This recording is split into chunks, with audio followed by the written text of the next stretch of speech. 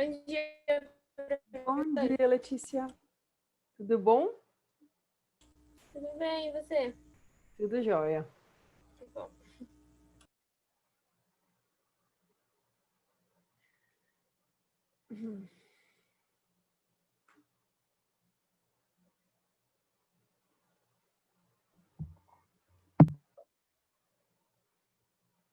Oi, David. Oi, professora, tudo bem? Bom dia. Tudo bom? Bom dia. Aí, estão vivos ainda? Estamos. Lembrão, tá bravo, né? É, Deixa eu... Só um instantinho. professora. Ah, não, perdão. Não, imagina, pode falar. Diga. Não, Meu companheiro eu tenho veio uma aqui dúvida pegar. rápida. Diga, pode mandar. É, eu nunca entendi a diferença de direitos civis e direitos sociais e direitos Opa, políticos, né? Tipo, eu acho que é muito complicado. Eu não consigo chamado, diferenciar. chamado Enem 2017, acho que caiu isso aí. É muito complicado mesmo. Não é nem um pouco razoável cobrar isso no ensino médio, porque não é uma divisão que seja muito clara, né? Mas, ó, acho que você pode pensar assim. Os direitos políticos, então, eles dizem respeito à nossa capacidade de participar do governo, de alguma maneira, né? Seja a gente sendo parte mesmo daquele regime, se ele contemplar a nossa participação, seja a gente se manifestando sobre ele, né? Então, o seu direito de organização num partido, o seu direito de votar numa eleição, né? Isso é direito político, certo? Passa a estar diretamente relacionado a como você lida com o governo, né? Depois, a gente vai ter os direitos civis. Os direitos civis, eles têm a ver com a definição de cidadania, certo? Então, o que é que faz uma pessoa ser cidadã naquele contexto, né? Então, eles vão passar pelas liberdades individuais, né? E vão passar, digamos que o direito político é uma espécie de recorte dentro dos direitos civis. Os direitos civis são mais gerais, né? Então, eles dizem respeito a isso, não é? Então, se a gente tem parte do princípio que é todo mundo igual perante, não é, a Constituição, será que as pessoas estão sendo iguais mesmo ou não, né? Então, por exemplo, uma das coisas que norteou o movimento pelos direitos civis nos Estados Unidos foi o direito ao voto das pessoas negras, que na prática é um direito político, né? Então, você poder votar é um direito político, mas no caso ali, fazia parte do movimento pelos direitos civis, porque era uma das muitas instâncias em que as pessoas negras eram tratadas como não cidadãos, né? Então, eles tinham coisas garantidas na Constituição que não eram garantidas na prática ou nas legislações estaduais. Então, por isso que a gente chama de direitos civis, né? Então, tem a ver com isso, com assegurar a tua cidadania, né? Assegurar que você seja tratado como outro cidadão é tratado, certo? Perante a lei, juridicamente falando. Os direitos sociais, eles são mais amplos e mais difíceis de definir, porque daí eles dizem respeito a ter condições básicas de oportunidade de sobrevivência, certo? Então, eles passam por você ter um teto, por você ter acesso a saneamento básico, por você ter acesso a condições básicas de educação, de saúde e etc. Tá certo? Então, os direitos sociais eles têm mais a ver com a implementação dos estados de bem-estar social, historicamente falando, né? Tem gente que acha, inclusive, que nem é algo que deveria ser jurídico, digamos assim, né? Não é. Então, por exemplo, quando se aprova a Constituição de 88 no Brasil, tem muita gente que acha que não tem que incluir educação, por exemplo, como direito constitucional, porque isso vai fazer com que o Estado brasileiro seja responsável pela educação dos cidadãos. E tem gente que acha que não, isso é uma questão, sei lá, de cada família decide, cada família resolve. Não é um problema estatal, certo? Então, na nossa Constituição, é um direito. E aí, no caso, a gente está falando de um direito como ela está garantida na nossa Constituição, ela é um direito civil, porque todo cidadão brasileiro tem direito de ser educado, não é? Mas também acaba sendo, na prática, receber educação não tem a ver só com você ter uma vaga na escola, né? Então tem a ver com você ter uma vaga na escola, você ter condições de chegar na escola, ter condições de se manter na escola, né? Então tudo isso vai fazer parte do seu direito social, digamos assim, de ser educado, certo? Então tem a ver com essas condições mais gerais, né? A gente, mal e mal, garante direitos políticos aqui, direitos civis mais ou menos, e direitos sociais, então, mais complicado. Né? Deu para entender, David, mais ou menos a divisão? Ela tem um pouco a ver com esse processo Deu. histórico de formulação do que é o direito de alguém, né? Que a própria formatação de cidadania vai se modificando, né? Tá certo? Olá Tá a todos, certo. gente. Valeu, Eu estava professora. tabulei um papo aqui com o David sobre direitos, enquanto a gente estava esperando vocês chegarem. Estava conversando aqui, então, sobre essas definições, que são definições difíceis. Estou vendo aqui, temos mais ou menos vivos, temos zumbis e temos 2 bons dias animados. Então, bom dia para quem está bem, para quem está resistindo fortemente, força aí, gente. Eu nunca passei por um ano desse também, né? Então, é tudo muito exótico, né? A gente está na revisão, assim, dia 9 de dezembro, com perspectiva de até dia 19 de dezembro, é um negócio completamente surreal, né? Tá todo mundo cansado mesmo, imagino que vocês devam estar exaustos, né? Eu acho que a experiência de EAD deve ser, do ponto de vista da saúde mental, uma coisa extenuante para vocês, eu só posso imaginar isso, né? Então, essa coisa de você... enfim, né? Todo mundo sabe o que a gente está passando desde o começo do ano, muitos mecanismos de saúde mental da gente foram suprimidos com essa coisa da pandemia, então acho que isso também não ajuda ninguém, mas o pobre do vestibulando ajuda menos ainda, eu acho, né? Porque é isso, né? Quando você está prestando vestibular, você precisa de uma dose de disciplina que é muito alta, e cada um tem o seu jeito de poder se distrair, limpar a cabeça um pouco, né? E aí tá tudo limitado. Então, completamente normal, razoável que vocês estejam acabados nessa altura, né? Mas vamos aguentar aí, dar aquele sprintzinho final, porque o vestibular é muito mais uma questão de constância do que questão de alto desempenho sempre, tá certo, gente? Acho que quanto antes a gente internaliza isso, mais fácil vai ficando a nossa vida, né? Então, mais importante do que você conseguir, nossa, arrebentar, tipo, hoje eu fiz uma lista e acertei tudo, aí depois eu fiz outra lista, acertei tudo de novo, eu tô incrível hoje, nossa, on fire, né? Isso importa muito pouco na prática para a prova, tá certo? O que importa é você fazer lista todo dia. Errou, acertou, vai lá. Mantenha ali o ritmo, né? Fazer um pouquinho por dia é melhor do que não fazer nada, né? Que nem todas as coisas que dão trabalho na vida, tá certo? Né? É que nem, por exemplo, falando de uma coisa que é um ponto fraco meu, atividade física, né? Então, se vocês conversarem com qualquer pessoa que entende disso, é muito melhor você fazer 15 minutos de atividade física por dia do que você fazer 8 horas no fim de semana, né? Você vai ter muito mais resultado se você fizer 15 minutos por dia. 15 minutos, cara, não é nada, tá certo? Mas mesmo assim a gente não consegue se organizar para fazer quando você não é uma pessoa disciplinada, né? Então, eu acho que o vestibular passa muito por aí também, sabe? Aqueles dias que tá muito ruim, faz um pouquinho só o que você fez naquele dia, se dá parabéns, né? Se dá um abracinho, depois se cancela, entra embaixo do edredom e boa. Melhor do que não fazer nada ou de entrar numa espiral de perfeccionismo, tá certo?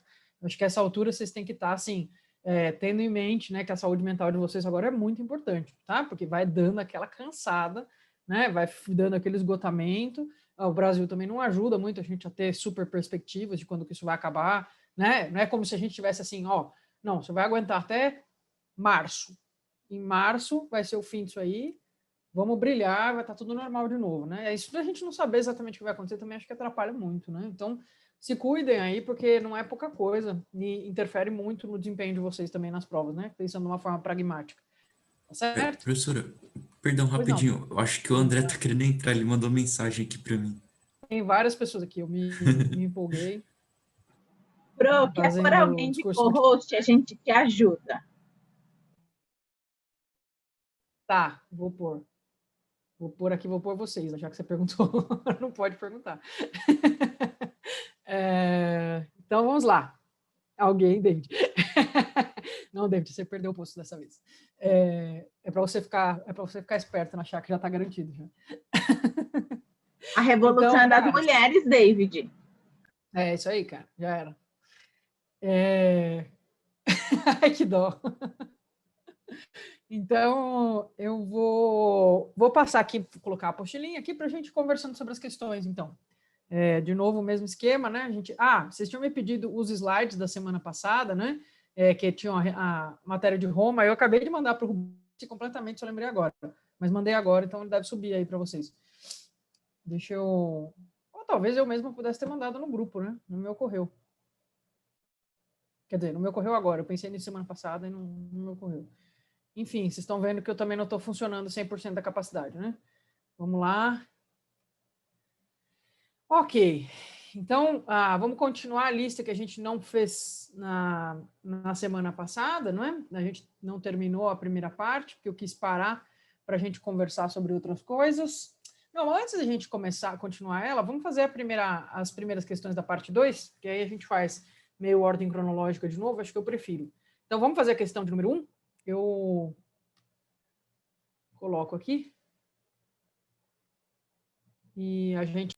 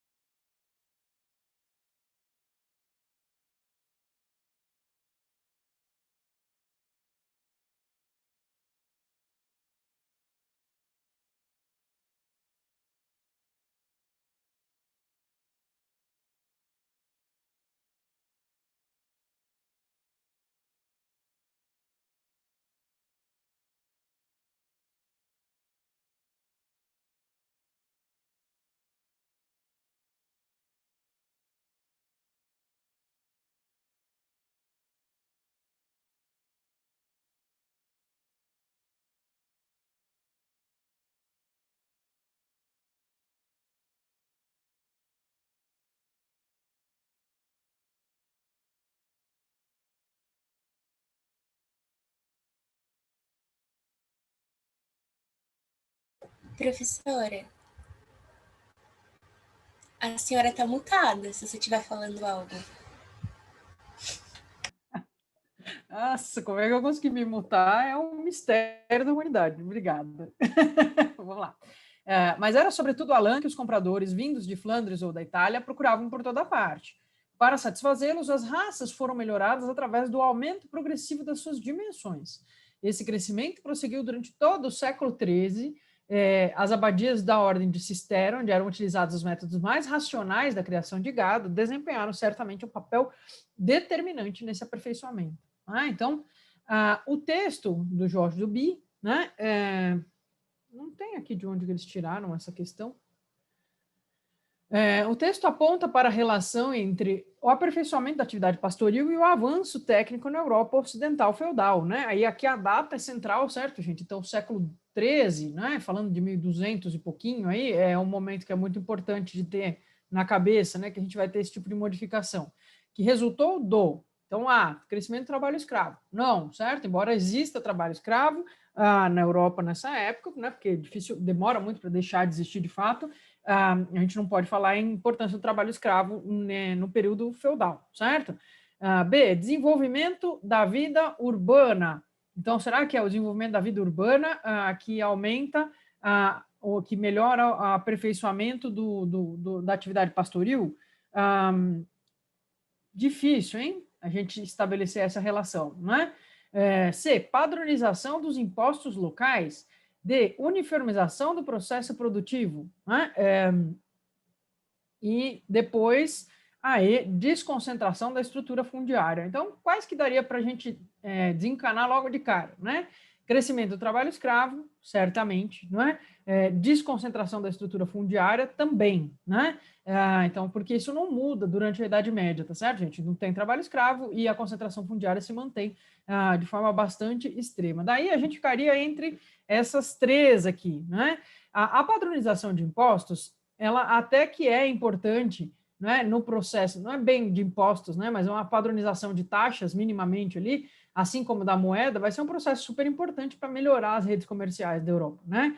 Mas a gente não pode atribuir uma coisa a outra, quer dizer, a gente não tem essa importância, não é, que a LAN vai ter, ela não está relacionada a isso, embora é lógico que esse processo seja importante. Depois, falar em padronização para esse período é muito forte, tá? Então, não dá para a gente dizer de fato que se desenvolva, né, uma organização tributária mega uniforme, assim, para facilitar a vida de todo mundo, porque os próprios existe uma descentralização muito grande do ponto de vista da administração em geral, né? Então também força um pouco a amizade, né? A gente ficaria então entre desenvolvimento da vida urbana e uniformização do processo produtivo. Em qual que vocês iriam entre as duas? Não é uma boa questão, é uma questão um pouco imprecisa, né? Se vocês tiverem que escolher entre a B e a D. Eu na acho que eu D. iria na B. Então, tem um problema na D, não é? Que se ele estivesse falando de modificação do processo produtivo, né? Dinamização do processo produtivo, se estivesse falando de alteração do processo produtivo, qualquer coisa que não fosse uniformização, daria para a gente ir na D. Na verdade, está mais ligado ao processo produtivo mesmo, né? Agora, não dá para a gente falar isso. Então, no fim das contas, a gente acaba tendo que ir no desenvolvimento da vida urbana, tá certo? No sentido de que o desenvolvimento da vida urbana tem a ver não é, com essa também, essa intensificação dos mercados de tecido, não é? Essas redes comerciais, então, vão estar relacionadas a esse processo, tá certo? Mas é uma questão com um grau de imprecisão razoável, é por isso que eu estava olhando para ver de onde que eles tiraram, né? Porque eu não conheço essa questão e achei ela um pouco mal feita, tá?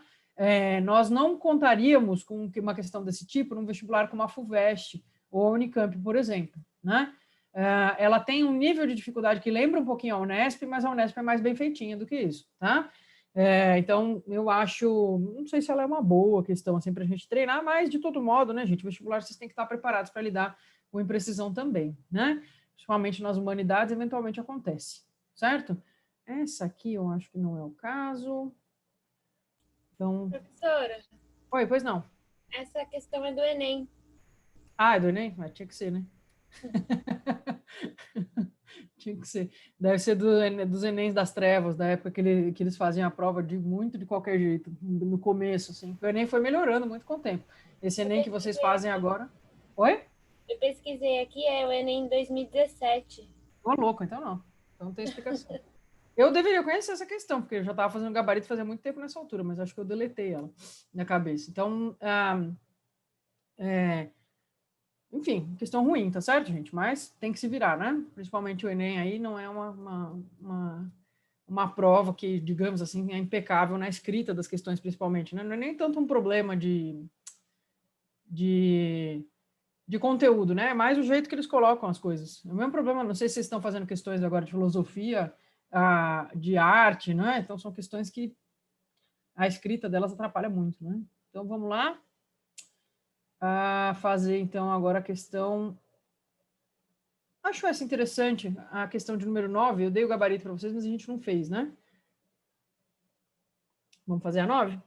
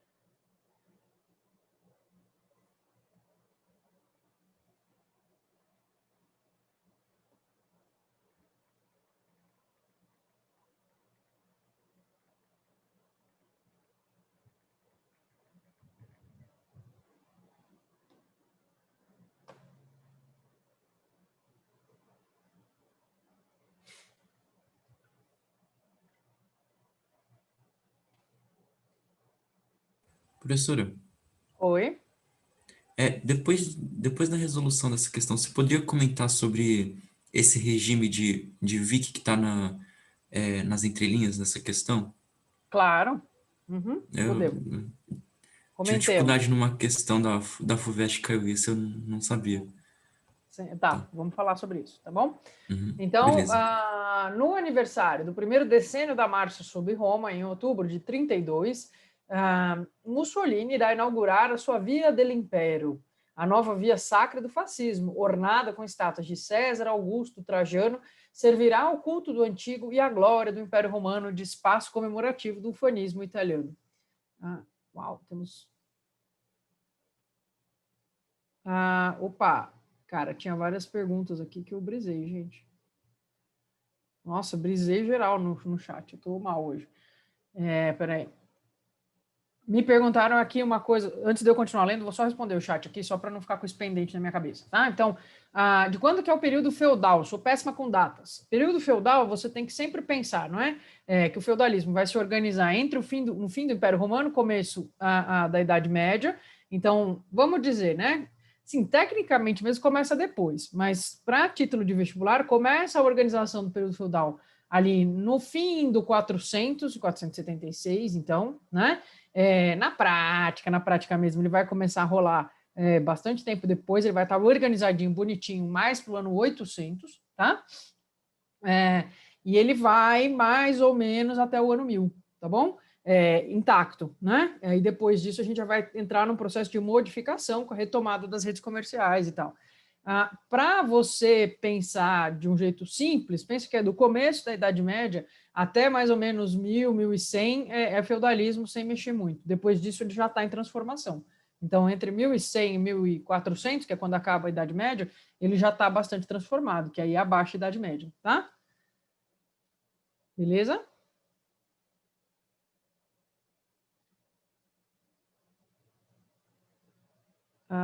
Então, vamos lá. Vou voltar para cá, então. Estava falando do Mussolini, né? Às sombras do passado recriado, ergue-se a nova Roma, que pode vangloriar-se e celebrar seus imperadores e homens fortes, seus poetas e apólogos como Horácio e Virgílio. Então, história antiga e uso do passado, estudo da apropriação da antiguidade sobre o regime de Vichy, a retomada da antiguidade clássica pela perspectiva do patrimônio cultural foi realizada com o objetivo de. Então, o que eles querem saber se está retomando a importância dos antigos aqui, do César, do Augusto, do Trajano, vai construir uma rua chamada Via dell'Impero, vai botar o Horácio e o Virgílio para serem importantes, por quê? Qual que é o objetivo, né? Então, afirmar o ideário cristão para reconquistar a grandeza perdida. Isso seria deveras estranho, já que estamos falando todos de César, Augusto, Trajano, são todos imperadores pagãos, né? Então, seria um pouco esquisito, certo? Então, isso não, né? Depois, utilizar os vestígios restaurados para justificar o regime político. Bom, como é Enem, você lê, acha esquisito, mas você guarda, né? Se não está completamente absurdo, você guarda, certo? Continua. C. Difundir os saberes ancestrais para moralizar os costumes sociais. Eu acho essa tem um quê de humor da pessoa que fez essa questão. Seria muito curioso querer moralizar a sociedade italiana baseado nos costumes dos romanos antigos, né? Que são notórios pelas suas festinhas, orgias, né, e etc, tá certo? Isso é muito curioso durante o regime fascista querer moralizar a Itália baseado no que os romanos antigos fariam, seria uma moralização bem peculiar, né? Então, não, tá certo, gente? Não tem essa lógica, né? Refazer o urbanismo clássico para favorecer a participação política. Então, vamos pensar uma coisa, né? Será que a cidade de Roma, dos imperadores, ela é pensada para favorecer a participação das pessoas política? Durante o Império Romano, com certeza não, certo, caras? É um período de centralização política extrema da história da humanidade, né? A mesma coisa o fascismo, tá certo? São dois períodos de centralização extrema. Então, definitivamente não querem que as pessoas participem da política, né? Recompor a organização republicana para fortalecer a administração estatal. Então, fortalecer a administração estatal através da organização republicana seria estranho, já que a gente está num regime autoritário, certo? Então, né, o republicanismo representaria, mesmo sendo o republicanismo romano, que não é a república que a gente conhece, né, em que as pessoas participam numa grande democracia, mas que é a república governada por uma patota, que é o Senado, tá certo?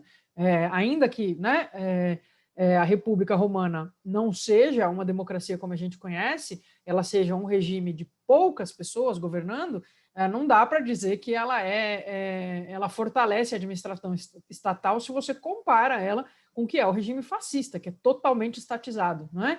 Totalmente autoritário. Então, também é estranho. Então, você pega aquela que você guardou e achou esquisita, que é a letra B, então, aliás, isso, e coloca ela, então, como a alternativa correta, certo? Por que isso é esquisito, né? Porque fala de restauro, fala de vestígio, quer dizer, estranho, né? O jeito que eles formulam a alternativa, né? Mas, enfim, dá para entender que a lógica é de que você está usando, então, coisas que sobraram da antiguidade, ruínas, né? Achados arqueológicos, ou às vezes monumentos que estão inteiros ali presentes na cidade de Roma, e você está reformulando, às vezes deslocando eles na cidade, reformatando eles, para que eles componham uma história que é uma história grandiosa, de um passado grandioso de Roma, justamente porque o fascismo quer retomar isso, né? O fascismo está lá com aquele país que é a botinha da Península Itálica, né? E ele quer dizer que eles são grandiosos, tá certo? Pô, eles já foram o maior império da história da humanidade, blá, blá, blá, certo? Então, vão querer argumentar que aquela bota que se formou faz menos de 100 anos nessa altura do campeonato é herdeira desse grande império romano, não é? E vocês podem achar, ué, mas não é? A Itália não é herdeira da Roma Antiga? O que era a Roma Antiga é muito diferente do que é a Itália contemporânea, certo, gente? A Roma Antiga era muito mais vasta, muito mais complexa, muito mais cosmopolita, tinha uma composição étnica muito mais diversa, certo? Então, na verdade, a gente atrelar, sobrepor uma coisa sobre a outra é muito estranho, tá certo? Embora, é claro, não é? A Itália contemporânea está, não é, na sua origem, nas suas raízes, né, o fato de ter feito parte do Império Romano, mas ele era uma coisa muito maior e muito mais complexa do que é a Itália enquanto país hoje, né? Então, esse atrelamento de uma coisa a outra é resultado desse nacionalismo que o Mussolini vai incentivar, porque isso te dá, enquanto italiano, uma perspectiva muito excelente, né? De, olha, vocês já foram donos do mundo, cara, que incrível. Agora vocês podem até ser um país meio B aqui na Europa, tomando pau de todo mundo nas guerras nos últimos 200 anos, né? Famosos pela comida e pela estética, no máximo, né? Mas vocês já foram grandiosos, todo mundo tinha medo de vocês numa época, né? Então é um pouco esse argumento. Por quê? Porque o fascismo, também como cultura, não é, gente, vai ter muito essa lógica da guerra, né? Então a justificativa, assim como o nazismo, né? Todos os fascismos têm isso em comum. A apologia à guerra, não é? A exaltação da guerra, a guerra como experiência humana central, importante, não é? A guerra como experiência humana potente, é uma coisa que marca todos os fascismos. Então, retomar um passado em que o povo que está na Península Itálica, né, o povo italiano foi o maior, o povo militarmente mais importante, não é, de todos os tempos, é algo que também serve a eles, né? Então tem uma série de coisas que eles estão retomando aí nesse processo do Império Romano, tá certo? Beleza? Então essa relação, digo para vocês, hein, isso aí cai em todos os vestibulares, tá? Precisa estar claro que nem a água na cabeça de vocês, então, a relação entre a antiguidade romana e o fascismo, inclusive nas nuances. Então, é a república que eles vão retomar? Por acaso eles vão fazer monumentos ao Senado romano? Eles vão fazer monumentos aos grandes nomes republicanos, ao Cícero? Não, não. Eles vão retomar sempre, sempre, sempre o império, porque eles são um governo centralizado, querendo reivindicar um governo hipercentralizado do passado, ok? Então estejam espertos com isso, é a cara da FUVEST, tá? Perguntar esse tipo de coisa, beleza? Respondendo a tua pergunta, David, né? Então, sobre o regime de Vichy. O que foi Vichy? Vichy foi um nome que a gente dá para o governo colaboracionista com o nazismo que acontece no sul da França, certo? Então, você se lembra que os nazistas invadem a França, não é? Eles pegam o norte da França e cortam o território da França em duas partes, né? Eles ficam com o norte. Por que o norte interessa a eles? Porque eles estão querendo arrebentar a Inglaterra, não é? Então, eles ficam, porque tem Paris. Então, é a parte mais rica e é a parte estrategicamente mais interessante para eles, né? Então, eles ficam com o norte da França e falam, beleza, vocês aqui que gostam da gente, que colaboram com o governo nazista, podem governar a metade de baixo, desde que, é claro, vocês governem sempre levando os nossos interesses em consideração. Então, a gente vai ter, né, o general Pétain, que é um cara que vai topar isso, ele vai falar, ótimo, adoro o nazismo, Hitler sempre amei, venha cá, e ele assume, então, o governo de Vichy, que é, então, esse governo simpatizante do nazismo, nazista, não é? Só que francês, né, no sul da França, tá certo? Por que que eles fazem isso? Entre outros motivos, porque eles meio que estão tentando deixar a região do Mediterrâneo na conta da Itália, né? Certo? Que é aliada, digamos assim, não é? Vocês podem observar que o nazismo demora muito para querer se expandir para o lado do Mediterrâneo, não é? Não é a prioridade deles, digamos assim, né? Porque supostamente os italianos estão cuidando ali dessa região, então, num processo próprio de expansionismo, né? Então, o sul da França, que é ali pertinho, não interessa muito, né? O norte, sim. Beleza? Tudo bem, David? Respondi a tua pergunta? Então, quando a gente fala de Vichy, nós estamos falando desse Respondeu. momento, então, do fascismo Beleza. francês. Tá? Valeu, professora. Ótimo. Então, vamos continuar. A gente não fez a questão essa questão da Grande Depressão, né? Acredito eu. Vamos fazer um pouquinho agora, então? 2 minutinhos para resolver essa. Já que a gente está no século XX.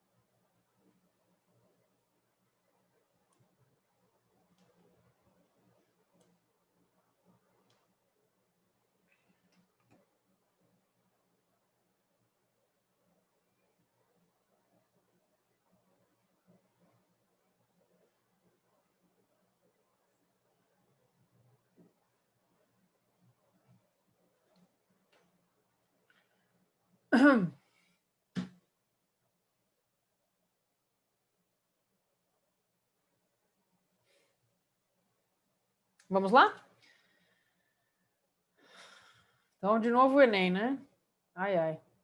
Mas a Primeira Guerra Mundial foi seguida por um tipo de colapso verdadeiramente mundial, sentido pelo menos em todos os lugares em que as mulheres e homens se envolviam ou faziam uso de transações impessoais de mercado. Na verdade, mesmo os orgulhosos Estados Unidos, longe de serem um porto seguro das convulsões de continentes menos afortunados, se tornaram o epicentro deste que foi o maior terremoto global medido na escala Richter dos historiadores econômicos, a Grande Depressão do Entreguerras. Então, Hobsbawm mandando uma real aí, né? A grande depressão econômica que se abateu nos Estados Unidos e se alastrou pelo mundo capitalista deveu-se a produção industrial norte-americana ocasionada por uma falsa perspectiva de crescimento econômico pós-Primeira Guerra Mundial. Alternativa correta, certo? Vamos ver as outras. B. Vitória alemã na Primeira Grande Guerra e, consequentemente, sua capacidade de competição econômica com os empresários norte-americanos. Então, fail, certo, gente? Se a Alemanha tivesse ganhado a Primeira Guerra, a história da humanidade seria muito diferente, né? Para começar, não ia ter revanchismo que justificasse a ascensão do nazismo na Alemanha, né? Então, tudo seria muito, muito diferente, né? C. Desencadeamento da Revolução Russa de 17 e formação de um novo bloco econômico capaz de competir com a economia capitalista, bem que os russos queriam, né? Mas não é isso que vai acontecer. Então, eles só vão conseguir se organizar, formar um bloco que faça frente a qualquer coisa parecida com isso depois da Guerra Fria, certo? Em 17, eles ainda estão com uma série de problemas internos e vão demorar ainda bastante tempo para conseguir se industrializar, né? Quem vai industrializar a Rússia é principalmente o Stalin, certo? Lembram-se? Então, é durante o governo do Stalin que a Rússia se industrializa, né? No começo da nova política econômica do Lenin, depois isso vai ser tomado como objetivo de Estado, digamos assim, pelo Stalin. D. Guerra Fria, que caracterizou o período de entreguerras, provocando insegurança e crises econômicas no mundo, né? Então, Guerra Fria e período de entreguerras é incompatível, aí seria uma questão de você conhecer os termos, né? Saber que a Guerra Fria começa só depois de 45, mais precisamente em 47. Tomada de medidas econômicas pelo presidente americano Roosevelt, conhecida como New Deal, que levaram à crise econômica no mundo. Ao contrário, né? O New Deal e o projeto do Roosevelt é justamente um parâmetro até hoje para quando se tem crises econômicas causadas por acontecimentos convulsionantes, né? Estava até rolando uma discussão entre os economistas norte-americanos de como é que será que vai ser o New Deal do nosso tempo para lidar com a crise econômica abissal que a gente vai vivenciar aí nos próximos anos por conta da pandemia, né? Então, se é que vai existir alguma coisa do tipo, né? Porque vai ser uma coisa feia, né? Então, uma questão relativamente simples, não é? Embora, lógico, simplificou um pouco demais, né, o processo na alternativa correta, mas daria para chegar, porque as alternativas erradas todas têm algo que indica para você, de forma mais ou menos clara, um erro de cronologia ou de termo, né? Então, você conseguiria chegar na correta sem tanto problema, tá bom? Considera uma questão padrão de dificuldade da prova de história do Enem, tá? E essa, pelo menos, não está tão mal escrita quanto é a média, né? Principalmente dos mais antigos, tá? Beleza, pessoal? Agora, eu não queria que a gente ficasse só... Professora, Pois não? eu iria pedir se você pudesse fazer a 7, que é da Comuna de Paris, se der. A gente não fez? Jurava que a gente tinha feito. Não sei. Eu achava que a gente tinha feito. A gente fez essa 7. A gente fez na última aula. Quase certeza que sim. Putz, alguém pode passar o gabarito, sei lá, então, que eu não lembro. É a alternativa A, David, tá bom? Beleza, valeu, valeu. Imagina. Vamos lá. A 7 já foi. Agora vamos passar para a parte 2. Não, se vocês quiserem, para a gente fechar, né? Eu sei que tem gente que fica louca com isso de ficar voltando na lista, né? Vamos fazer a 10, então? Daí a gente vai para a lista número 2. Quem for mais sistemático, para de ficar nervoso comigo. Eu deixo todo mundo louco com isso. Inclusive, o meu irmão acha que eu sou psicopata, porque eu consigo começar a assistir qualquer série, qualquer filme do meio. Tipo, você está assistindo uma série, sei lá, episódio 5. Eu posso começar a assistir com você e continuar, sem grandes problemas. Ele acha completamente bizarro isso. Fala que isso é problema de caráter, desvio de caráter, que já está colocado desde a infância. Então, eu estou refletindo esse meu modo caótico de lidar com a vida no jeito. Com o Dark, eu assisti, não, o Dark eu assisti inteiro, assisti na sequência. É difícil mesmo. Daí, Letícia, é desafio avançado, né? Tem gente que tem transtornos piores. Eu nem vou contar o meu, que minha mãe diz que eu sou completamente louca. Quando eu estou muito cansada, eu ponho naqueles canais de natureza, sabe? Não que tem bicho comendo bicho. Eu adoro. E tiro o som e fico vendo. Lindo! Você não precisa escutar. Ótimo, eu achei terapêutico, eu vou tentar fazer isso. Vamos lá? Então vamos fazer a 10, que a gente finaliza esse pedacinho, depois a gente vai numa sequência mais cronológica. Pode ser? Esse tema aí, tema que tem sido muito incidente nos últimos anos, né? A Declaração Universal dos Direitos Humanos. Vamos...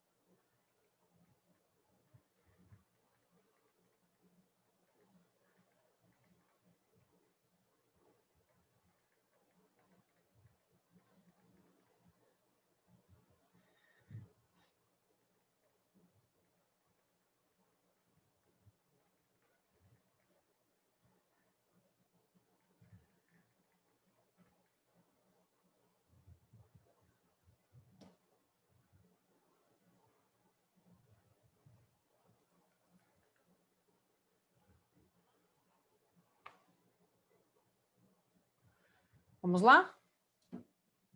Então, após a Declaração Universal dos Direitos Humanos pela ONU, em 1948, a Unesco publicou estudos de cientistas de todo o mundo que desqualificaram as doutrinas racistas e demonstraram a unidade do gênero humano. Desde então, a maioria dos próprios cientistas europeus passou a reconhecer o caráter discriminatório da pretensa superioridade racial do homem branco, condenar as aberrações cometidas em seu nome, né? Posição assumida pela Unesco a partir de 1948 foi motivada por acontecimentos então recentes, dentre os quais se destacava o ataque feito pelos japoneses à base militar americana Pearl Harbor. Não é isso que vai fazer a galera achar que o racismo foi longe demais, certo, gente? Não é por aí, né? Até porque se a gente fosse ver entre as duas populações, né, a população norte-americana genérica, o governo norte-americano nessa época, e o Japão, o país que foi mais prejudicado pelos paradigmas racistas científicos ocidentais, certamente foi o Japão, nesse caso, né? Não que o Japão não tivesse ali uma doutrina interna de superioridade em relação aos outros povos asiáticos, mas não se justificava via raça, tá certo? Então, não dá para a gente sustentar isso, né? B, desencadeamento da Guerra Fria de novas rivalidades entre as nações, né? Então, não é isso. Embora isso aconteça, essa é aquela alternativa que é para te pegar se estiver distraído, né? Então, isso acontece mesmo a partir de 48, mas não é isso que tem a ver com o que está colocado no enunciado, né? A morte de milhões de soldados nos combates da Segunda Guerra Mundial também aconteceu. É por isso que se revê nessa questão da raça? Não, certo? De execução de judeus e eslavos presos em guetos e campos de concentração nazistas, alternativa correta, certo? Então, notem o que foi feito aqui, né? As 5 alternativas, elas contêm coisas que de fato aconteceram, né? Quando isso acontece, se a gente está distraído, às vezes a gente se perde na hora de fazer a questão, né? Então, fiquem espertos, para isso não atrapalhar vocês na hora de chegar na alternativa correta, tá? Então, vamos lá. Vamos lá para uma boa e velha questão de iluminismo. Questão de número 3, por gentileza. 2 minutinhos.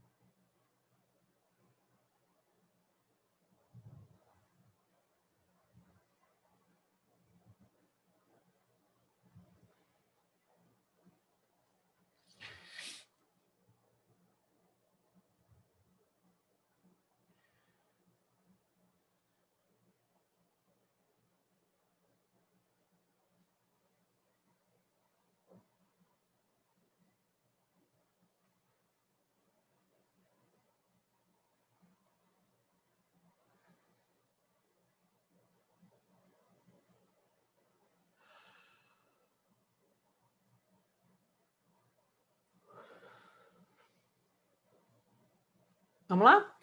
Fala-se muito nos dias de hoje em direitos do homem. Pois bem, foi no século XVIII, em 1789 precisamente, que uma Assembleia Constituinte produziu e proclamou em Paris a Declaração dos Direitos do Homem e do Cidadão. Essa declaração se impôs como necessária para um grupo de revolucionários, por ter sido preparada por uma mudança no plano de ideias e das mentalidades, o iluminismo. Então, correlacionando temporalidades históricas, o texto apresenta uma concepção de pensamento. Gente, olha como é mal escrito. Como é mal escrito esse enunciado, né? Que temporalidades históricas que estão sendo relacionadas aqui, cara? Tipo, os dias de hoje, velho? Sério? Hoje em dia se fala sobre isso. Nossa, que coisa. E aí, isso já leva você... Por isso que eu não gosto, questão mal feita, né? Que leva você já a pensar que você tinha que ter visto uma relação que, na verdade, não tem relevância nenhuma. A pergunta podia simplesmente ser qual que é a base da concepção de pensamento que está sendo apresentada no texto? É isso que eles querem saber. Por que não pergunta, né? Não, tem que fazer essa viagem, certo? Então, isso me irrita muito, cara. Então, qual que é a base do iluminismo que a gente está vendo, que a gente pode pensar, não é? Qual a alternativa que dá conta da base do pensamento iluminista? Né? Então, a modernização da educação escolar, a atualização da disciplina moral cristã, a divulgação de costumes aristocráticos, a socialização do conhecimento científico e a universalização do princípio da igualdade civil. Vejam que questão safada, né? Porque tem algumas coisas aqui que a gente poderia até associar ao iluminismo, né? É que tem uma que destoa das outras, tá certo? Então, a mais importante, a mais central, a que é comum a todas as vertentes do pensamento iluminista, é a universalização do princípio de igualdade civil, né? Então, essa ideia de que nós somos todos iguais perante a lei. Você poderia questionar, falar, mas nós somos todos iguais perante a lei? Como se as mulheres, por exemplo, não são? Como se, dependendo da época, a gente vai ter manutenção de escravidão nas colônias, né? Então, temos um pequeno problema aí, né? Via de regra, uma questão de gênero é mais importante do que essa questão da escravidão, porque, em geral, as vertentes da Revolução Francesa mais vinculadas ao iluminismo, elas vão ser a favor dessa abolição, né? Não vão defender a escravidão. Mas, de todo modo, em relação a gênero, não, né? Então, a gente sabe que isso tem limites e tal, né? Mas, enfim, numa sociedade que era dividida por estamentos, e esses estamentos eram determinados por nascimento, então em que família você nasce, qual é a sua linhagem, determina quem você é e a que leis você tem que obedecer, não é? Então isso é muita coisa. Agora, efetivamente, existe uma importância muito grande da educação pública para o iluminismo. Então, se a alternativa falasse não em modernização, mas estivesse falando, né, da implementação da educação escolar pública, é uma base tão importante quanto a igualdade civil, ok, pessoal? Porque o iluminismo acredita profundamente na educação pública, tá? E entende que ela é o principal motor de mudança, tá certo? Então, isso é importante, né? E a socialização do conhecimento científico, em alguma medida, sim, porque o iluminismo tem como objetivo que as pessoas passem a usar a razão para explicar as coisas, né? É uma apologia da racionalidade, é uma aposta na racionalidade humana como solução para os nossos problemas, né? Então, isso também tem a ver com uma divulgação do conhecimento científico, tá certo? Não que signifique necessariamente, não os mecanismos de divulgação que a gente conhece hoje, tá certo? Mas está relacionado de alguma maneira, né? Então, aí, de novo, aquele problema da precisão dos termos, né? De forma mais precisa, só aí mesmo. Mas tem duas que passam perto que poderiam confundir vocês, né? Só daria para eliminar, de fato, logo de cara, sem pensar muito, a B e a C, tá? Beleza, pessoal? Então, a alternativa correta é E, ok?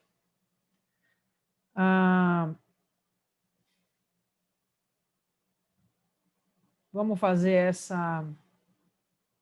eu gosto dessa sequência aqui, acho que ela está bem feita. A próxima, então, essa questão de número 4, deixa eu diminuir o zoom aqui. Odeio quando quebra assim.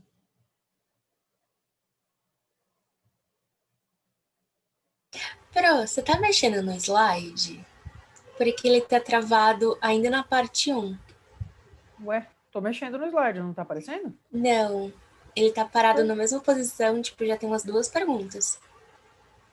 Obrigado por avisar. Então, deixa eu mudar aqui, peraí. Vamos lá. Eu vou normal, parar de compartilhar. O seu tá normal? Sim. Ué. Vou parar de compartilhar e começar de novo para ver se resolve.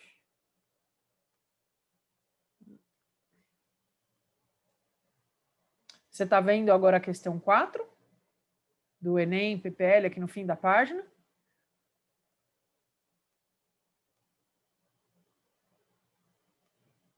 Bom, a página é a mesma. Esse é só para mim. Coisa. Atualizou ou não, Ana? Não entendi. Deve ser minha internet, Pro, porque agora tá tudo preto. Eita. Desculpa. Não, imagina. Como é que a gente vai saber, né? Tá certo de perguntar.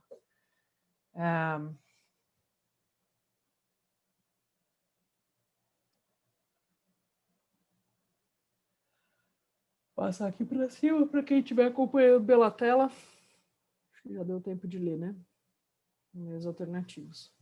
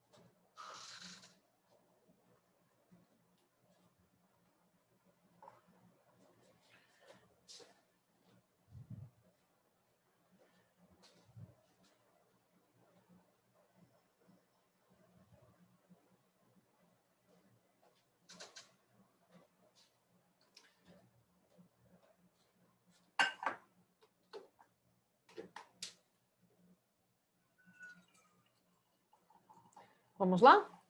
Então, a questão diz o seguinte: o dicionário da Real Academia Espanhola não usa a terminologia de Estado, nação e língua no sentido moderno.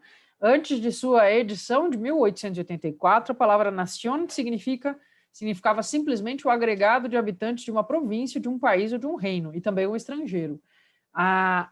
Então, mas agora era dado como um Estado ou corpo político que reconhece um centro supremo de governo comum, né? Então, a ideia de nação como lugar de pertencimento ao qual os indivíduos têm ligação por nascimento constitui-se na Europa no fim do século XIX.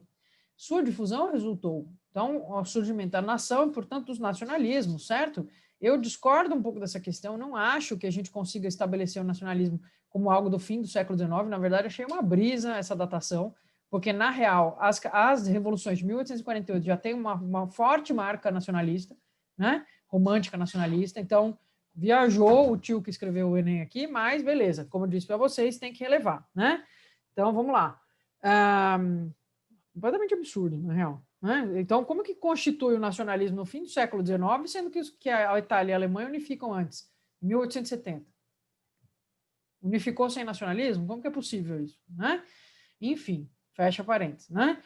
Ou 1870, fim já, entendo. Na rápida ascensão de governos com maior participação popular, dado que a unidade nacional anulava as diferenças sociais. B, na construção de uma cultura que incorporava todas as parcialidades equilibradamente dentro de uma identidade comum. C, na imposição de uma única língua, cultura e tradição às diferentes comunidades agregadas ao Estado Nacional. D, na anulação pacífica das diferenças étnicas existentes entre as comunidades que passaram a compor a nacionalidade, e em um intenso processo cultural marcado pelo protagonismo das populações autóctones. Né? Então, vamos lá, difusão do Estado Nacional, né? O que ela vai trazer, então? Tradicionalmente, gente, quando a gente fala do Estado Nacional, o Estado Nacional ele vai ter dois efeitos, certo? Principais, né? A primeira é que para você sustentar que uma nação, né, que corresponde a um determinado território, um determinado povo, uma determinada cultura, para você sustentar isso, então todas as pessoas que compartilham aquele território, aquela cultura, aquela língua, né, elas são parte dessa nacionalidade, você tem que excluir qualquer coisa que seja divergente disso ali, né? Então, essas outras possibilidades étnicas, linguísticas, históricas, culturais, elas têm que ser homogeneizadas, elas podem até existir, mas elas vão ter que se curvar a essa padronização, tá certo? Então, esse é um primeiro efeito. O segundo efeito, não é à toa que o socialismo é internacionalista e não nacionalista, tá certo? É essa ideia de que dentro da nacionalidade, quer dizer, a nacionalidade é mais forte que qualquer outra coisa, né? Então, então, como é que eu vou dizer?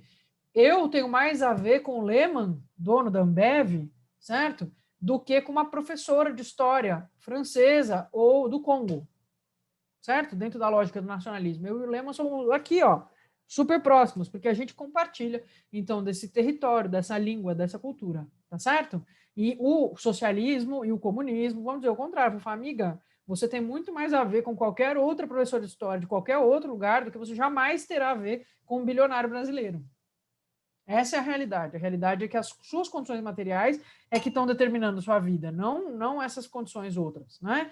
Então, o socialismo e o comunismo vão entender o nacionalismo como um mecanismo que impede a gente de enxergar a luta de classes, tá certo? Então, é um mecanismo ideológico, né? Que faz com que a gente se sinta parte de algo que, na verdade, a gente é muito pouco, né? Então, o Estado Nacional Brasileiro, eu faço parte dele, assim como esses bilionários fazem. Esse Estado está voltado para os meus interesses da mesma maneira que está para o deles? Não sei se a gente pode falar isso, né? Então, vocês entenderam qual que é a questão de nacionalismo e internacionalismo que eu estou colocando?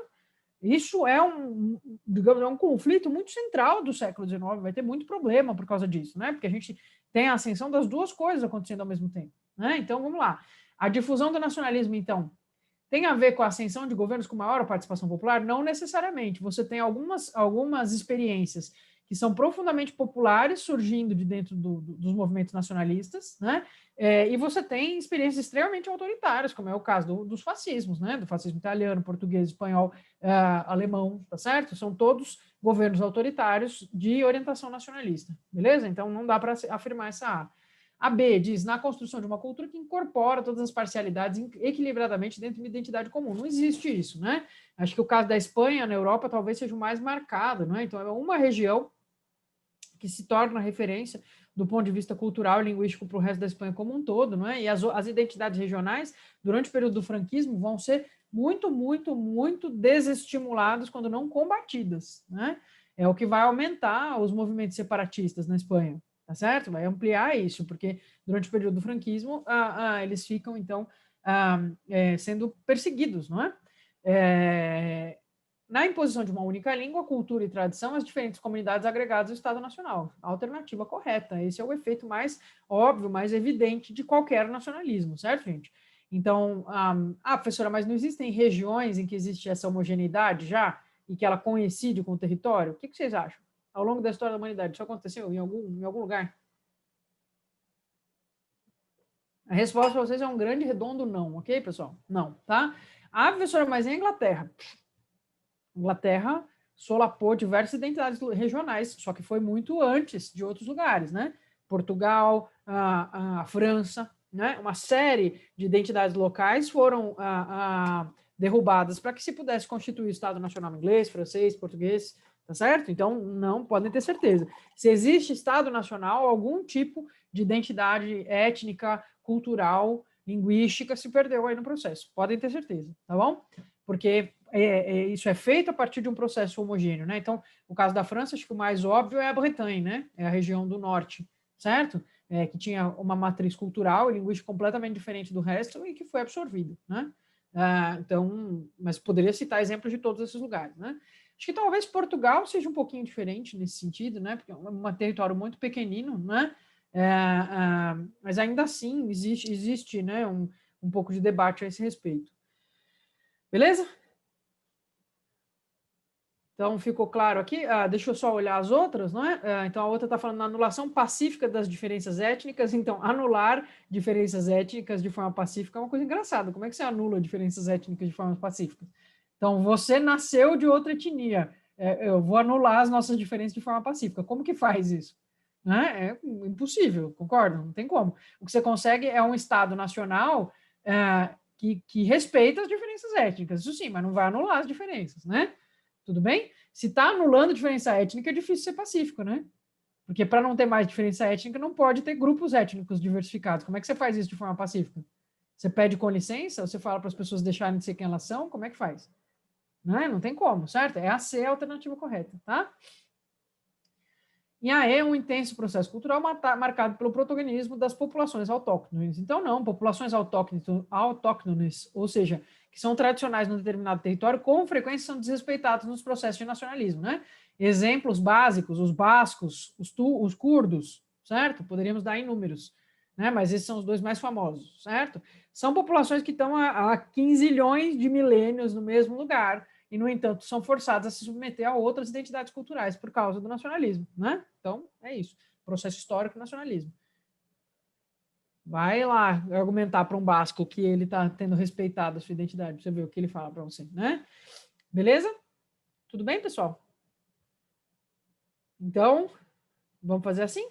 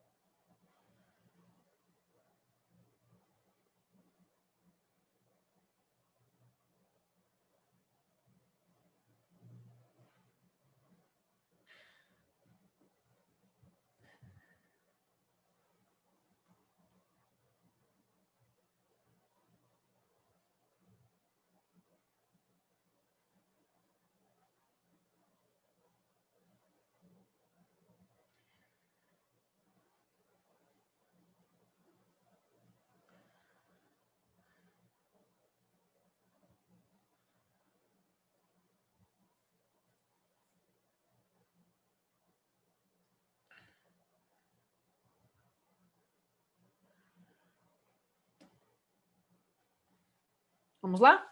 O povo que exerce o poder não é sempre o mesmo povo sobre quem o poder é exercido. E o falar do self-government, autogoverno, não é o governo de cada qual por si mesmo, mas o de cada qual por todo o resto. Ademais, a vontade do povo significa praticamente a vontade da mais numerosa e ativa parte do povo, a maioria ou aqueles que logram êxito em se fazerem aceitar como a maioria. No que tange a participação popular do governo, a origem da preocupação enunciada no texto encontra-se na... Então, que pode estar acontecendo, não é? Para que a gente tenha que pensar nessa questão que está colocada aí no enunciado, né? Então, o enunciado está te dizendo, olha, autogoverno não é se governar, né? Autogoverno é governar, é interferir no governo de maneira que o governo governe por todo mundo, né? A vontade do povo acaba sendo, na maior parte das vezes, a vontade da maioria que se faz escutar, né? Ou que se faz entender como maioria, né? Então, tem alguns problemas que estão colocados aqui.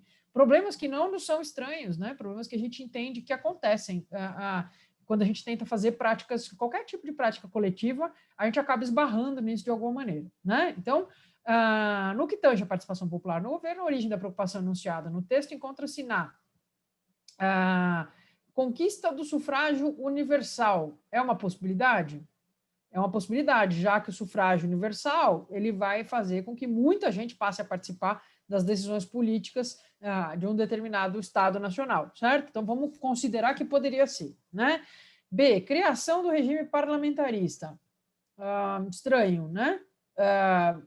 Eu não vejo uma relação direta entre o parlamentarismo e o problema que está sendo colocado aqui, né?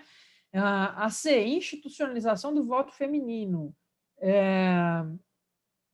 Também não acho que seja essa questão, né? Com o adentrar das mulheres dentro do espaço da política representativa, né? Como eleitoras, que isso se coloque, que isso se manifeste. Decadência das monarquias hereditárias. Também não, né? A decadência das monarquias hereditárias pode levar para vários lados, mas não traz necessariamente essa questão. E a consolidação da democracia representativa. Então, a alternativa que é mais presente, no sentido de que o texto está apontando para a gente, né, para os limites que existem nessa representação. Quer dizer, o que significa? Quando eu voto para quê? Eu voto para quem representa melhor os meus interesses? Eu devo votar dessa maneira? Eu devo votar pensando na sociedade? Só a eleição vai resolver, vai conseguir fazer com que o governo se volte para os interesses da maior parte da sociedade, né? Como que faz quando a maior parte da sociedade tem posições que prejudicam profundamente alguns grupos?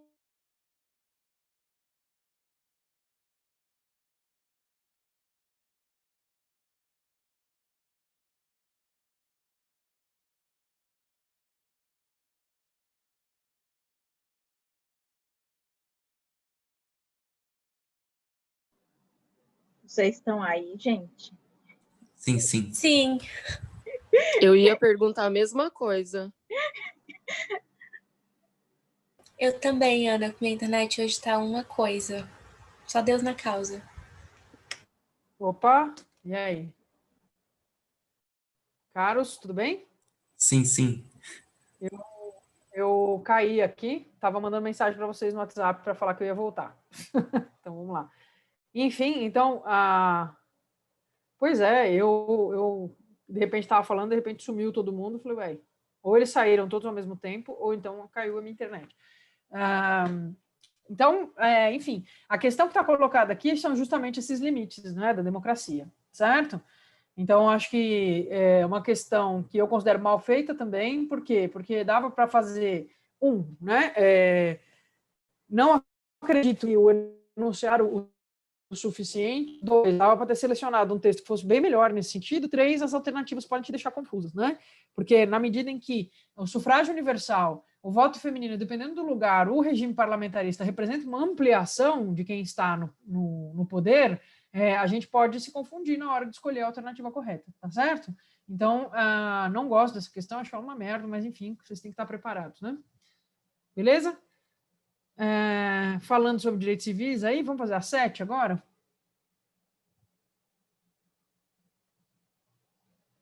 Deixa eu abrindo um mapinha aqui para a gente fazer a 7. Pro, o gabarito da questão anterior era A ou era E? Eu fiquei em dúvida agora. Tá cortou um pouco a tua pergunta sobre essa aqui, se é a A ou a E? É isso? Isso, a questão anterior. Qual era o gabarito? Isso. O gabarito. Beleza? Pro, cortou. Desculpa. E de elefante. Estamos sendo boicotados. Ok, obrigada. Então, vamos lá. Questão número 7, gente, por gentileza, ainda discutindo coisas similares, né?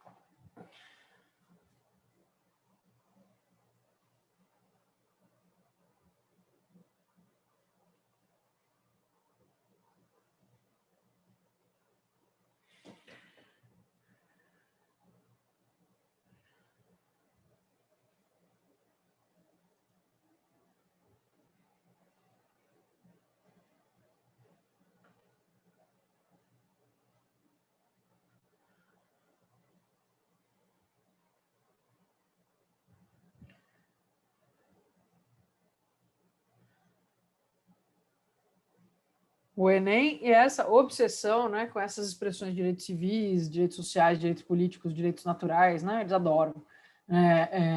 Só para complicar a vida de vocês, né, porque claro que é uma coisa que confunde, certo? Então vamos lá.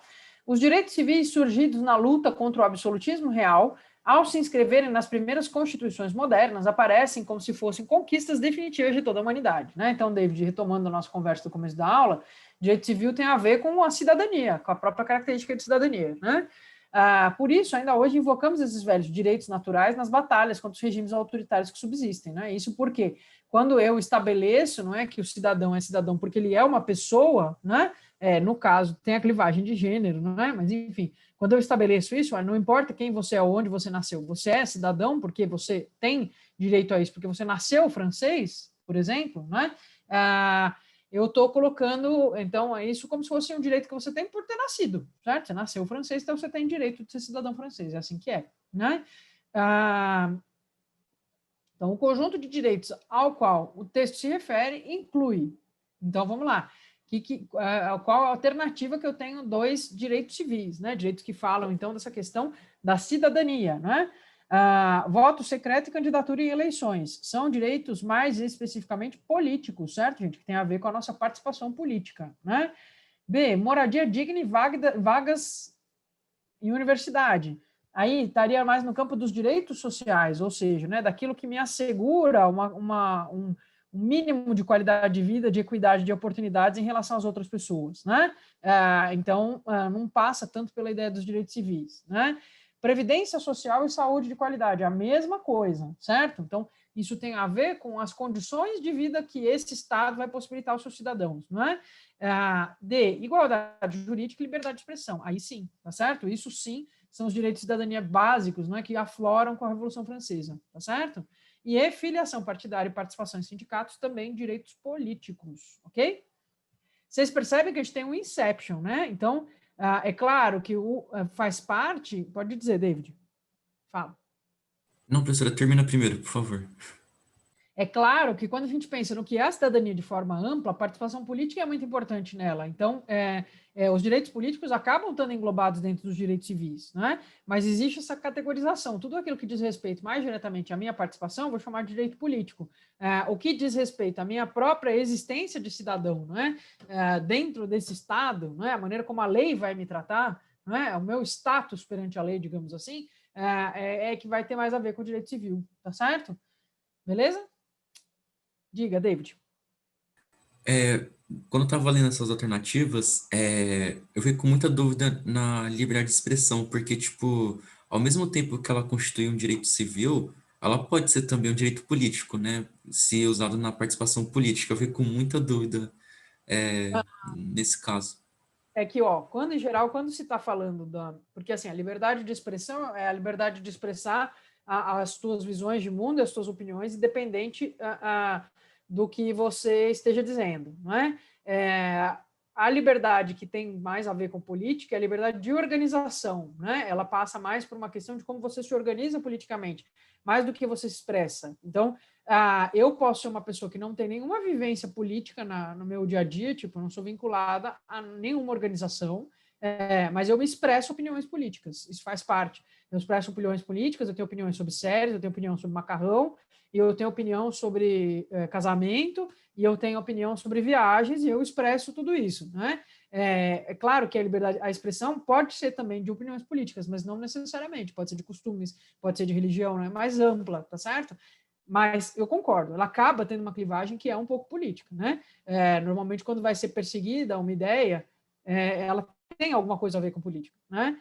Mas aí, no caso, a gente não considera que é marcadamente política, porque ela estaria mais junto, né, com a liberdade de publicação, né, com a liberdade de culto, né, que são expressões mais individuais, tá certo? Beleza? Certo, Então, valeu, faz professor. parte da lógica de liberdade de expressão, por exemplo, David, só para a gente pensar um pouquinho, né? Quando eu expresso uma opinião racista ou extremista, não é? Qualquer, tipo, eu digo, eu acho que todas as pessoas de uma determinada etnia têm que ser exterminadas, não é? O Estado me assegura o direito de falar isso, mas também vai desenvolver mecanismos de me punir por falar uma coisa que prega ódio a outros grupos, né?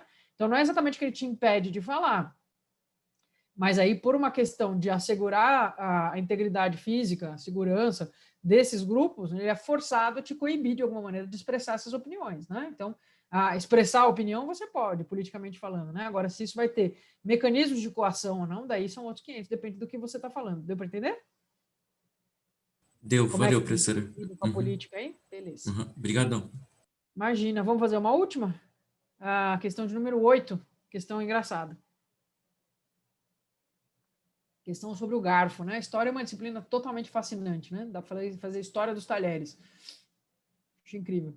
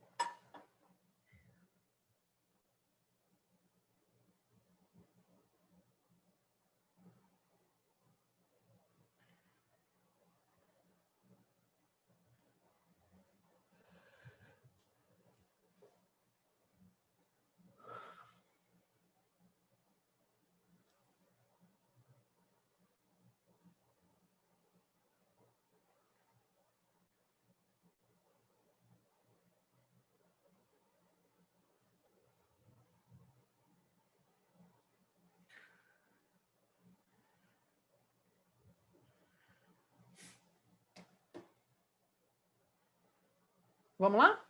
O garfo muito grande com 2 dentes, que era usado para servir as carnes aos convidados, é antigo, mas não o garfo individual, né? Falando sobre o uso de talheres individuais. Aí a gente, em tempos de Covid, aí vejam que beleza, que eram os outros períodos da história, né? Então, estou falando sobre um momento em que se inventa o garfo individual, né? Este data mais ou menos do século XVI, certo? Mais ou menos a idade do Brasil, a ideia do garfo individual. E difundiu-se a partir de Veneza e da Itália em geral, mas com lentidão. O uso só se generalizaria por volta de 1750. Então, professora, você está dizendo, esta questão está dizendo, o Brodel está dizendo que as pessoas usavam o mesmo garfo quando elas estavam num banquete, numa refeição? Sim, compartilhamento de garfo, certo? Professora, acho nojento. Então, as pessoas acham mesmo, mas é assim que era, né? No processo de transição para a modernidade, o uso do objeto descrito relaciona-se a, né? Então, pensando que a gente está falando do século XVI até o século XVIII, né? Então, estamos saindo, é o momento de saída do universo medieval para o universo moderno. Que processo que acontece nessa passagem para a modernidade, que poderia ter a ver com o uso do garfo individual, né? Então, é uma questão que exige aí uma certa dose de brisa louca de humanas para vocês, certo? Então, vamos lá. A construção de hábitos sociais. B, introdução de medidas sanitárias. A construção de hábitos sociais é aquela coisa genérica o suficiente para você não ter certeza logo que você lê, né? Então, guarda no stand-by, ainda mais no Enem, né? B, introdução de medidas sanitárias. Então, será que é por causa de introdução de medidas sanitárias que se individualiza o uso do garfo? Não. Inclusive porque a medicina que conhece bactérias, pessoal, micro-organismos, nem existe nessa época, tá? Quando que os micro-organismos vão se tornar conhecidos das pessoas? Em que época? Isso é muito importante. Quando que as pessoas vão saber que existem pequenas vidinhas que a gente não enxerga que deixam a gente doente? Final do século XX? Século XX? Final do século XX, não. Final do XIX. Isso, mais final do século XIX. Tanto que vão começar, por exemplo, a ter protocolo para lavar a mão dentro dos hospitais, né? Só aí por volta da metade para o fim do século XIX, tá bom? Então, antes disso, os caras simplesmente não sabiam que, por exemplo, né, quando começam a levar as mulheres para ter filho no hospital, que é um processo histórico, né, demarcado, leva a mulher para ter filho no hospital. Eles, por exemplo, dissecavam um cadáver, depois ia lá mexer no doente que estava com varíola, depois ia lá e mexia na grávida, puérpera, que acabou de ter um filho, né, que está com a imunidade super baixa, por N motivos. Então, morria um monte de grávida, morria um monte de criança, ninguém sabia por quê, né? Eles vão descobrir que lavar a mão resolve, melhora muito isso, na década de 1870, para vocês terem noção, né? Então, é uma coisa que é bastante recente. Então, não é por causa disso que vão desenvolver o uso individual do garfo, certo? Porque é um processo bem posterior, na verdade. A ampliação das refeições familiares. Então, não, né? Não dá para a gente dizer que a modernidade traz uma ampliação das refeições familiares, enfim. é um hábito que existe no campo, vai existir na cidade também, mas se você for pensar em termos de número, as famílias da cidade sempre tendem a ser menores do que as famílias do campo, né? Valorização da cultura renascentista. Então, o que tem a ver usar um garfo individual com a cultura renascentista? Com a antiguidade clássica. Se usavam de garfos individuais na antiguidade clássica? Não. Então, essa fica fora, certo, gente? E incorporação do comportamento laico. Que estranho, né? Então, o que tem de laico em usar um garfo individual? Por quê? Usar o garfo coletivo seria religioso? Estranho, né? Então, por eliminação, vocês teriam que ficar com a A, tá certo? Então, a alternativa, o gabarito, é a de alecrim. Porém, né, eu poderia pensar na valorização da cultura renascentista se eu pensasse que o Renascimento traz a ideia do indivíduo e que aí tem essa questão de você ter o seu próprio garfo. Até tem a ver, se tivesse formulado de outra maneira, você poderia até pensar nisso, mas o jeito que está formulado é difícil defender, tá? Pode dizer, David. Professora, eu eliminei essa alternativa por causa dos sociais, tipo, porque para mim teria que ser, tipo, construção de hábitos culturais, porque, sei lá, social para mim tá muito vinculado à economia, aí, sei lá, eu acabei eliminando. Você poderia explicar se é erro da alternativa ou, tipo, eu que viajei mesmo? Não, na verdade, social diz respeito a tudo aquilo que é feito em sociedade, não tem a ver com a economia, né? Então, uma coisa que se constrói porque você vê outras pessoas fazendo, incorpora isso por causa da tua vivência coletiva, também é social, tá certo? É que a gente faz um uso um pouco diferente da palavra, né? Então, a gente associa ela a condições de materialidade, né? Classes sociais, etc, tá certo? Mas hábito social é aquele que você aprende porque está vivendo em sociedade, né? Então, não está errado o uso do termo, né? O que eu acho esquisito claro que usar qualquer objeto tem a ver com a construção de hábitos sociais, gente. É óbvio. Você começa a usar um objeto, todo mundo começa a usar um objeto, porque existe alguma coisa que está sendo construída ali, que está sendo ensinada para as pessoas mais novas, enfim. Então, eu acho que é uma ideia muito boa a da questão, que eles fazem uma alternativa totalmente genérica para dar conta dela, né? Mas, de todo modo, teria que ir um pouco por eliminação, né? Sabendo um pouco dessa história dos contextos aí, para chegar na alternativa correta. Beleza? Tudo bem? Sim, é que um cultural cairia melhor, eu acho, não é? Aí, acho que ficaria um pouco melhor, sim. Sim. Tá? Eu concordo com você, né? Uhum. Acho que a gente atribui a isso, mas é só porque a gente é muito marcado, enfim, né, pelo pensamento do século XXI. Mas dá, entendeu? Funciona falando em social, né? Até porque não são todas as classes que vão usar do mesmo jeito, se você quiser pensar, né? O garfo individual começa sendo usado pelas classes mais altas. Isso vai demorar muito tempo até que as classes populares comecem a usar talher, né? Beleza? Ok, Beleza. pessoal? Mais alguma questão? Alguma dúvida? Então, se não tiverem nenhuma questão, nenhuma dúvida, a gente encerra. Eu agradeço, obrigado pela participação. Desculpem aí as interrupções. E então a gente se vê na semana que vem, continuando a revisão, tá bom? Boa semana para vocês e até quarta, então. Tchau, tchau. Obrigada, Pro. Até. Até mais. Tchau, professora. Obrigadão e boa semana. Para vocês também.